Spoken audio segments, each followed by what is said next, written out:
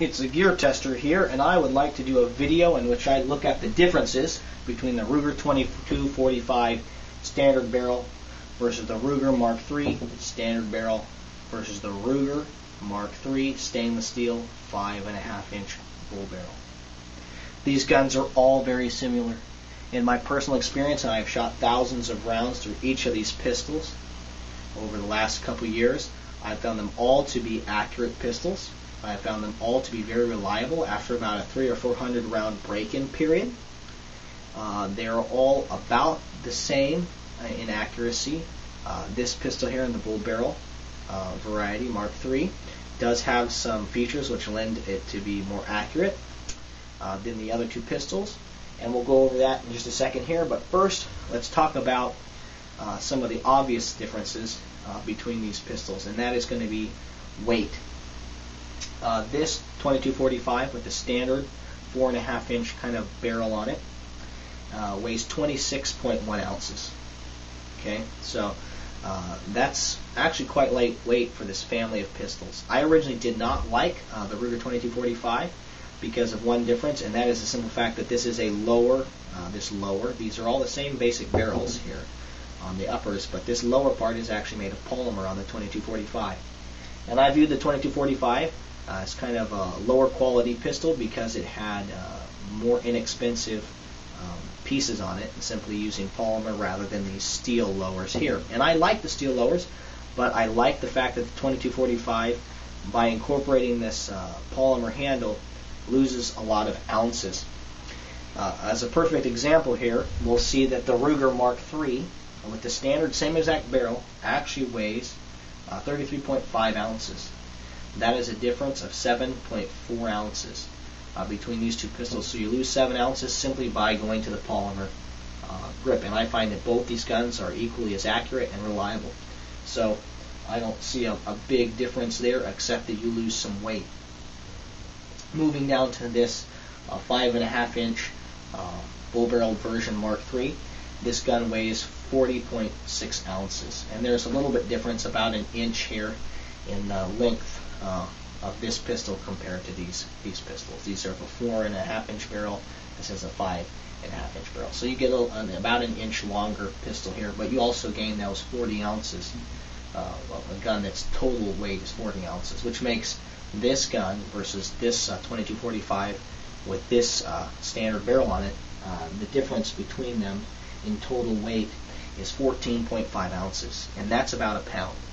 And to me, that makes a world of difference if I'm going to be using these guns for hiking, backpacking, and I'm going to have these guns on me. If I'm just going to the range and it's just going to be holstered at the range or on a table at the range, there's no difference between these pistols. And in that case, I'm going to kind of tip the scale towards this pistol here, which has some wonderful features. The added weight is going to make it a little more accurate, along with the fact that you get adjustable sights on the bull barrel versions, along with the fact that these actually also come with a piece of rail, and they're drilled and tapped, so you can easily put an optic on the Mark III bull barrel versions. They also come in blued steel if you prefer that, and you can actually get the 2245 with the bull barrel on it, but you're going to get added weight as you get a longer, heavier barrel in comparison to this particular model of 2245, which is actually my favorite because it is so lightweight. Speaking of 2245s, Ruger just released the 2245 Light, which has an aluminum barrel with, I believe, a steel insert in that aluminum barrel, and it weighs 22 ounces or 23 ounces, which makes it about 3 ounces lighter than this version. It is drilled and tapped for a scope, and it does kind of have the profile of a bull barrel. And you may be tempted to think that these barrels look kind of skinny and tiny compared to these bull barrels. They are smaller than the bull barrels, but they are totally adequate. They're thicker here at the base than a 1022 barrel, and out here they're about the same dimensions as a 1022 barrel. And I haven't heard of any problems with 1022 barrels. And certainly these pistols are overbuilt. They're rugged and reliable as everything that Ruger makes. So I wouldn't worry about you having problems with these barrels at all. And accuracy-wise, all these pistols are basically in the same area. So basically you have length being difference here depending on the barrel you're going to have, and also weight depending on whether you're going to go to 2245 and the barrel configuration or a Mark III. If you have, it appears to me, because of the difference between these pistols, that 7.4 ounces, if you have the same exact upper on a 2245 as you do on a Mark III, so if I put this barrel on this and had a bull barrel on this, a 5.5 inch bull barrel, the difference would still be a total of 7.4 ounces difference. But because you have this pencil barrel, you get this 26 ounce gun. And compared to the 2245 light, you currently, at least since I was looking online yesterday, cannot find the 2245 for sale, 2245 light. I imagine the 2245 light will be significantly more expensive, around $100 than this. This was recently purchased in the last 6 months for around $350. That's including tax. You pay basically the same price, maybe a little bit more for the standard Mark III, and you pay around $450 to $500 for this stainless steel bull barrel. Again, you get the adjustable sights, you get it drilled and tapped, and you're also getting stainless steel. So all these things add up cost-wise. There is one other significant difference which you will find between the 2245 family of pistols and the Ruger Mark III family of pistols. And since we're kind of doing 2245 versus standard Mark III versus bull barrel to Mark III, I think this is important to bring up. When you are using a Mark III pistol, all these pistols have last shot hold open. All of them have the magazine disconnect, which means if you remove the magazine and there's a round in the chamber, you cannot pull the trigger. You have to have the magazine in the gun to pull the trigger, and that may be a feature you like or you don't like, but that's the reality of these pistols. They do not have drop-free magazines. That magazine disconnect grabs the magazine up there and it's not going to just fall free. Okay? They all have a manual safety, and they all have this little knob here, which Ruger calls the bolt stop. I'm going to call it also the slide release because it operates in the same way as a slide release, but it does come up there. And the difference, the reason I bring this up, is the difference between the 2245 family of pistols and the Ruger Mark III family of pistols. The difference that bugs me probably the most, and which is significant, I feel, is about this bolt stop or a slide release. On the Mark IIIs, there is actually a spring that pushes this down. Okay? And so on the 2245s, it is not pushed down. Why is that significant? Well, let me show you. On all these, whether it's a 2245 or a Ruger Mark III magazine, and they're basically the same exact magazines. Okay, they all have this button. Okay, now I was always assumed that this button was primarily used for allowing you to more easily load these magazines with your rimfire rounds. It does function that way, but it also functions as the internal part which causes the pistol to recognize the fact that you have an empty magazine. That button comes up and actuates this, putting pressure against the spring and causing it to be pushed up. So if you have a loaded magazine, that doesn't actuate because this button is further down. Okay, but as that magazine empties, when it comes to a fully empty situation, the magazine and the bolt will lock back.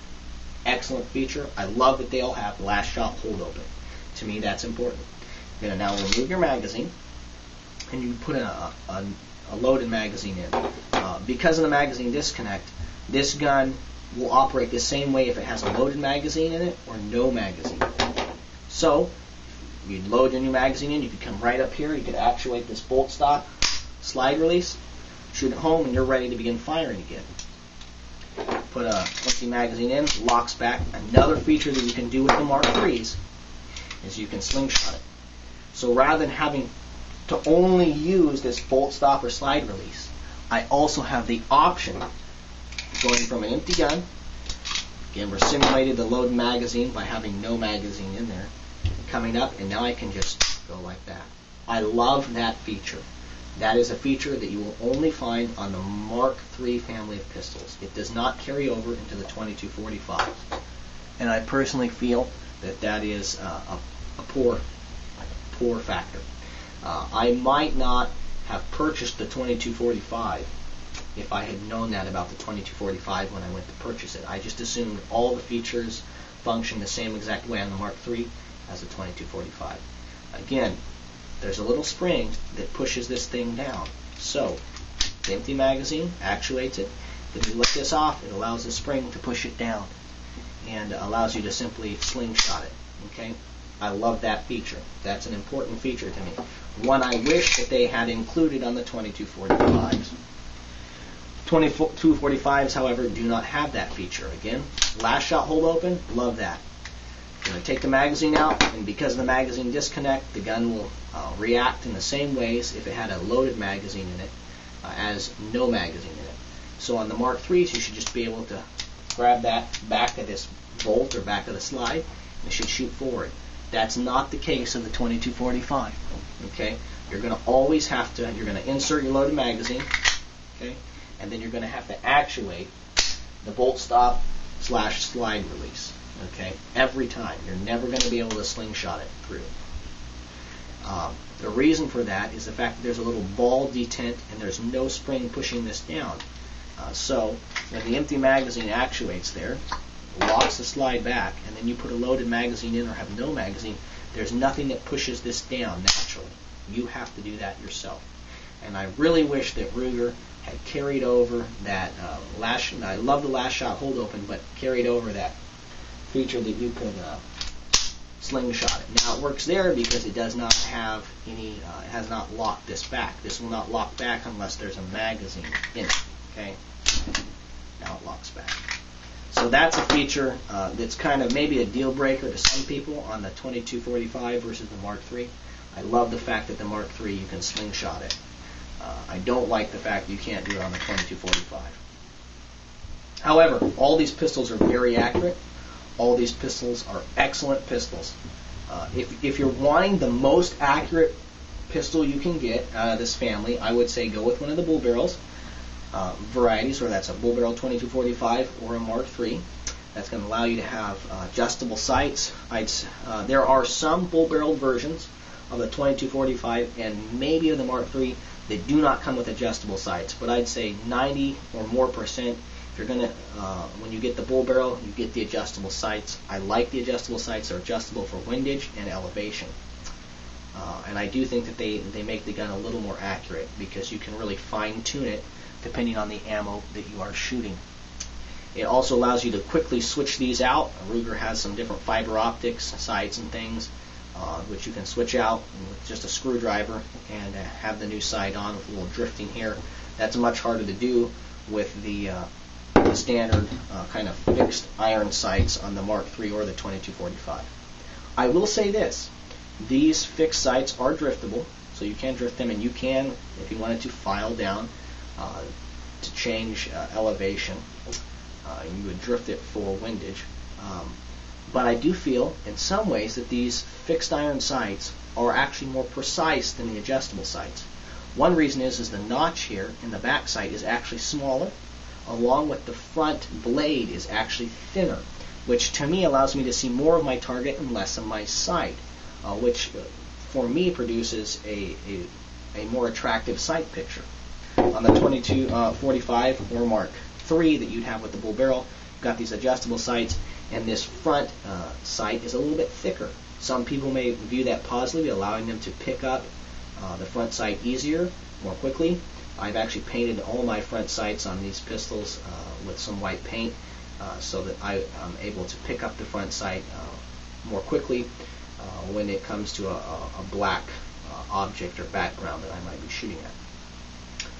However, I think that the differences are probably marginal when it comes to being able to adjust the sight. Also, the heavier pistol, you feel no felt recoil from the 22 as far as I'm concerned. As you fire this gun, this 40-ounce pistol, this is probably one of these, or the Hunter versions are probably the most accurate, although I find that the accuracy of all these pistols is very similar. I like them all. I would definitely recommend any of them to you. I think that you just need to know that 2245 has that kind of function where you're not able to slingshot the bolt. I think that's important to know going in and buying when you go in to buy these pistols. Also, the fact that the weight is going to play an issue in this particular version of the 2245, the standard 4.5-inch barrel, is very lightweight at 26 ounces. You're going to bump up here to 33.5 ounces with the Mark III lower, which I prefer some of the features that come with that Mark III. And then you're going to bump up to a full 40.6 ounces, a difference of 14.5 ounces between this model of 2245 and this model of Mark III with the bull barrel. You'd even get more weight if you bumped up to one of the Hunter versions that has almost a 7-inch barrel on it. But of course, you're going to get more sight radius and a heavier gun, which may lend it to be more accurate. It will just mean carrying it for extended period of times may be a little bit more uncomfortable. I like carrying this gun. I like carrying all of them. The heavier the gun is, though, the more uncomfortable it gets over time. One little thing about magazines here, you'll see that these come in and out rather quickly and nicely out of the Mark IIIs. It's kind of cut. It's easier to kind of grab. It has some serrations. On the 2245, it's maybe not as easy to, and you're going to need to strip the magazine away because it doesn't have because of that magazine disconnect. It does not fall free. I do not find that there is a huge difference on the 2245s. I'm pinching the magazine and drawing it out like so. On the Mark IIIs, I'm grabbing it like this and pulling it out. Either pistol is fast, it's reliable, they're accurate, and I enjoy shooting them. You will too. This has been a little video in which I've looked at the 2245 versus the Mark III standard versus the Mark III 5.5-inch stainless steel bull barrel. I think they're all excellent pistols. There are some minor differences which you should know about before you go and purchase them. You can subscribe above. You can comment below. As always, thank you for your views and your subscriptions. This is the Gear Tester signing off.